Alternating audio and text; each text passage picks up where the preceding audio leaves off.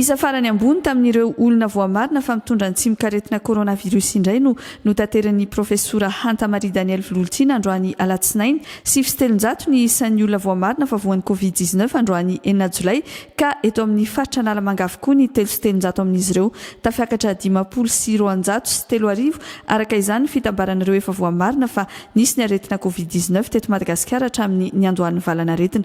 Ny ampira ihany koa ny isan'ireo namoiny ihany ka efa mahatratra 7 zany izao ireo maty noho ny aretina Covid-19 eto Madagasikara. Hoentitra ny fanaraha-maso ny fivezivezen'ny fiara ao amin'ny faritra Matsiatra Ambony manomboka izao nanambara ny governoran'ny faritra Lovanary Velorazafin-Drafito fa voafetra manomboka izao ny fidirana sy fivoahanan'ny faritra.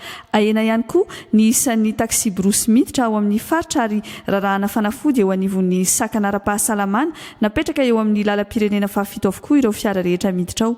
Ofendrahana fanafody tahaka izany ihany koa ny fiara rehetra mivezivezy ao an-tanàna na ny fiara fitateram-bahoaka na ny fiaran'olon-tsotra na ny fiara-panjakana. Ny brigade mobile mixte izay vao napetraka anara-maso ny fanarahana ireo fepetra ara-pahasalamana rehetra ao amin'ny faritra Matsiatra Ambony no iandraikitra izany famindrahana fanafody izany. Ankoatra izay dia tsy maintsy mihiboka 12 andro any an-tranony ireo vahiny rehetra miditra ao amin'ny faritra. Ofisiroana ny fianahan'ny coronavirus izay efa niena dia niena ny fisiny ao amin'ny faritra Matsiatra Ambony no nandraisana ireo fepetra ireo hoy Lovanary Velorazafin-Drafito. Ireo olona tsy dia ahitana ny trangana-retina tena mafy tahaka ny fahasemporana ihany no azo raisina eny amin'ny tompom-pitsaboana ny Covid-19 eny amin'ny tanàna Voarandota-penaka. Eny amin'ireo hopitaly ahitana efitra famelomanaina no andraisana ireo mampisaosotra retina enjakenjana sy mafimafy.